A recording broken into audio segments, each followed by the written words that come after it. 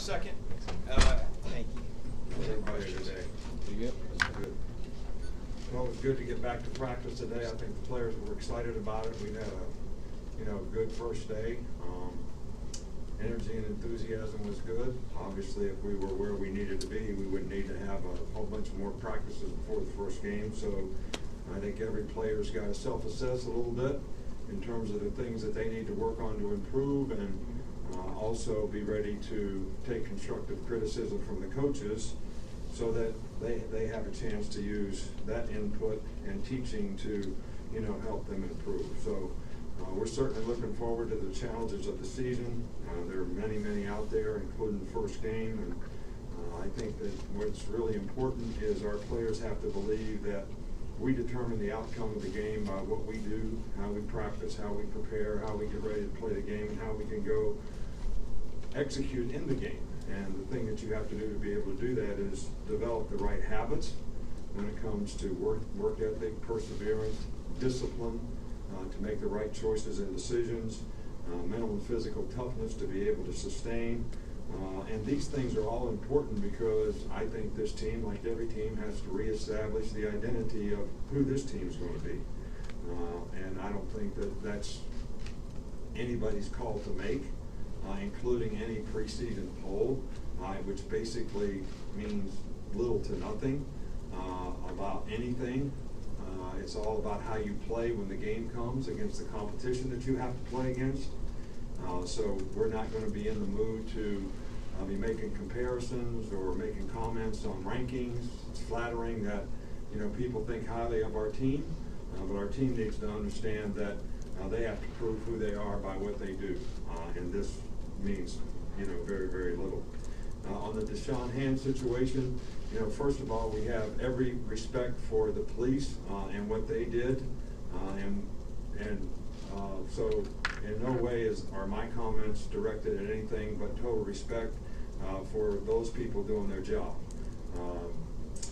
Deshaun put himself in a bad situation, obviously made a mistake being where he was at the time, but the fact that he didn't drive the car, which is what we tell the players not to do. It's not okay that he was drinking with me, and that's a behavioral issue that needs to be addressed, and we will address it. But the fact that he didn't drive the car and wasn't driving the car, he did not put other people at risk, which to me is the most significant thing when you drive under the influence. But he didn't drive. But they had every right to do what they did. So what we basically did is I have two choices. I can punish the guy for putting himself in a bad situation, but making a pretty good decision after he put himself in that situation, or we can take the situation that he put himself in, which was drinking, and have him assess for that and try to help him so that he can make better choices and decisions in the future. So rather than worry about the punishment part of it, we put him in 48-hour inpatient for assessment purposes. Professional people assess what he needs to do, what we need to do with him, and that's what we will do with him. Because he put himself in that situation, we'll give him community service and police ride around and some different things to help him. And if he does everything he's supposed to do, he will not be suspended. Because I think what we're doing is helping the player. And I think the fact that if he'd have drove the car, it'd be a totally different circumstance. And even if he didn't get arrested, and he put himself in that situation at 4:30 in the morning being in that condition, we would have sent him to do the same thing for his future safety and his future decision making.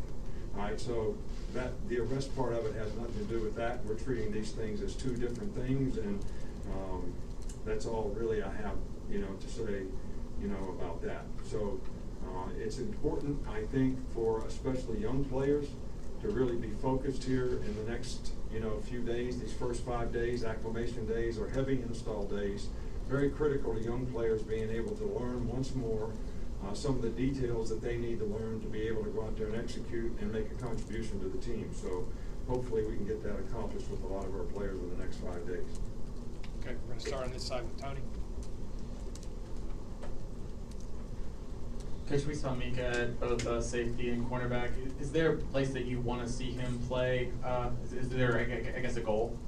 No, there's not really a goal. I think the goal is to get the best 4 guys, best 5 guys on the field in the best positions that will give us the best opportunity to have a chance to be successful in the back end. So Minka can play either place extremely well.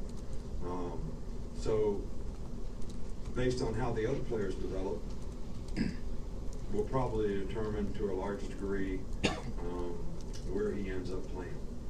Come back over here with Mark. When you have situations like Deshaun's, do you gather the team together again and give them another speech about, hey, this is why you shouldn't put yourself in these positions, or deliver another message to Yeah, them? always. You know, every opportunity that we have, whether it's somebody on our team or somebody somewhere else, we use every one of these as opportunities to teach and opportunities for the other people to learn all the time. I mean, we do it with former players doing good things. We do it with players doing good things. We do it with other people doing not so good things and making poor choices and decisions. You know, we're always trying to make the players aware of the consequences of good and bad behavior.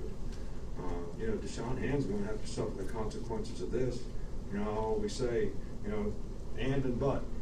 You know, really 2 critical words at the end of any draft report. Right? Maybe the 2 most critical words in the whole deal. All right, so there are going to be a lot of buts that he has to live with because of this. All right, so he's going to get plenty of punishment. We're just going to try to help him so he has a better chance to make better choices and decisions in the future. Come back over here with Michael.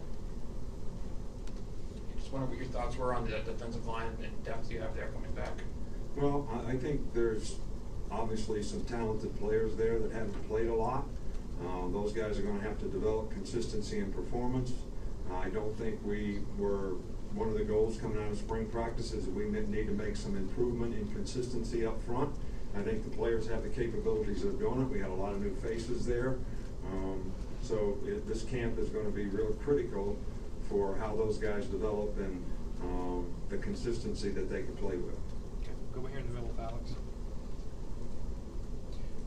Just wanted to ask you about the right side of the offensive line. Obviously, you know, you said coming out of spring there are 4 guys. What do you need to see from the guys you have for that 5th spot that you want to see them do? Well, we're evaluating the guys every day.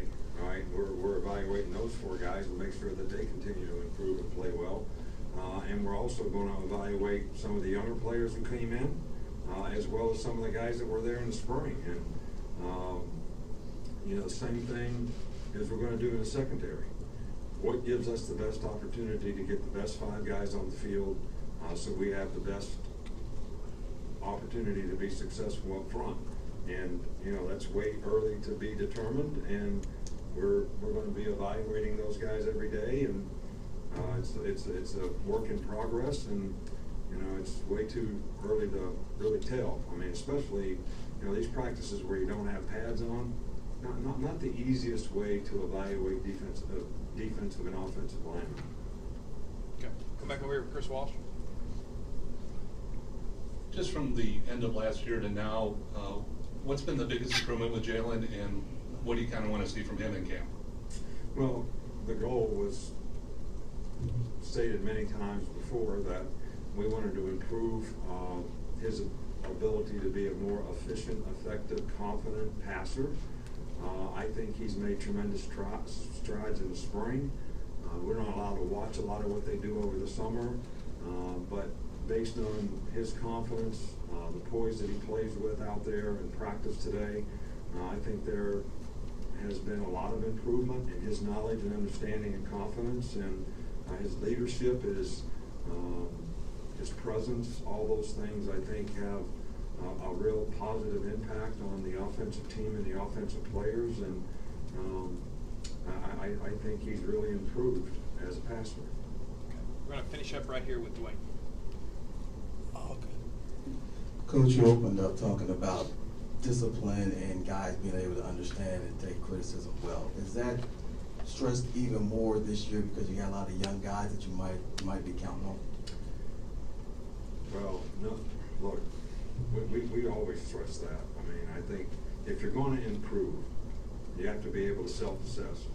If you're going to improve, you have to be able to take, you can call it criticism, you could call it constructive criticism, you could call it teaching. You know, if I tell a player something, I'm trying to teach the guy. I'm not really trying to criticize him. I'm not trying to tear him down for what he did. I'm trying to help him so that he can do it better the next time. And we try to explain to every player that that's what we're trying to do. Now, there's things that you can't tolerate, like lack of effort. That's a choice. Not playing with toughness. That's a choice. Not knowing what to do because you're not well prepared or you're not focused. I think some of those things you come down a little harder on. But when it comes to teaching players technique, teaching them how to do what you want them to do, that's not a critical deal. You know, that's a teaching. Whether it's how you use your feet and hands, how you run a route, how you get your second step on the ground to make a block, how you set your feet in the pocket to throw a ball. I mean, all these things are, you know, things that you're trying to teach to improve guys so that they have a better chance to be successful. And I think the players know that the coaches are here to try to help them do that. And I think that's why they came here. I don't ever get any negative feedback from players in terms of how they're coached. Thanks, Coach. All right, Thanks, thank guys. you.